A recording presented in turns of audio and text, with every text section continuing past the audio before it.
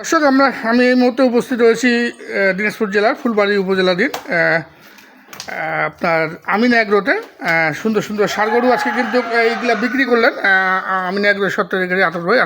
আতর ভাই আসসালামু আলাইকুম। ওয়ালাইকুম আসসালাম। কয়টা গরু বেচলেন আজকে? 17টা বেচলেন না? খামার থেকেই দিলেন? সব সব সব সব খামার থেকে। আচ্ছা, এইখানে তো দেখতেছি দুইটা সুন্দর সুন্দর গরু। এগুলা কোথায় আছে? চট্টগ্রাম। আচ্ছা, একটু আপনার সব গরুর তো দাম জানা যাবে না, এখানে যে কটা আছে সে কটা দাম জানি।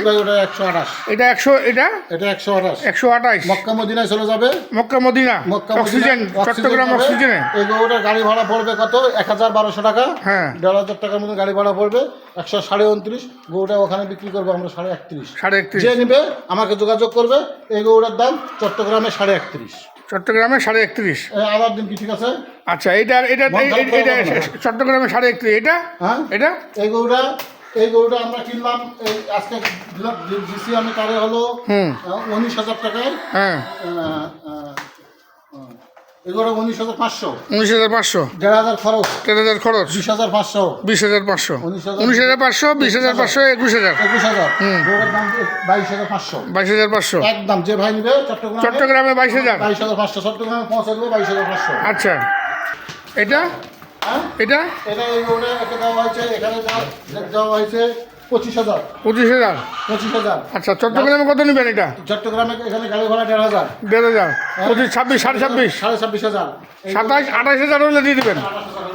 আচ্ছা, চট্টগ্রামে 28,000 টাকায় কিনতে পারবেন মক্কা মদিনা খামার থেকে। এটা চট্টগ্রামের অক্সিজেনে রয়েছে, আপনারা যোগাযোগ করে নেবেন।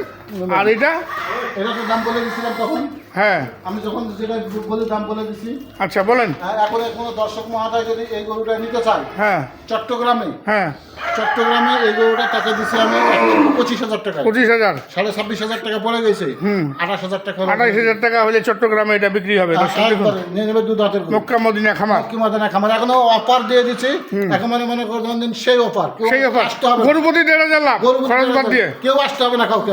আচ্ছা আচ্ছা, ওই চট্টগ্রামে বসেই কিনবে? ওখানে বসে যাবে, দেখবে গরু সরাসরি দেখবে যে দামের সাথে গরু মিলছে কিনা। আচ্ছা, আপনার যোগাযোগ নাম্বার? 01711 052416 052416। আতাউর ভাই, ধন্যবাদ আতাউর ভাই। আসসালামু আলাইকুম দর্শক।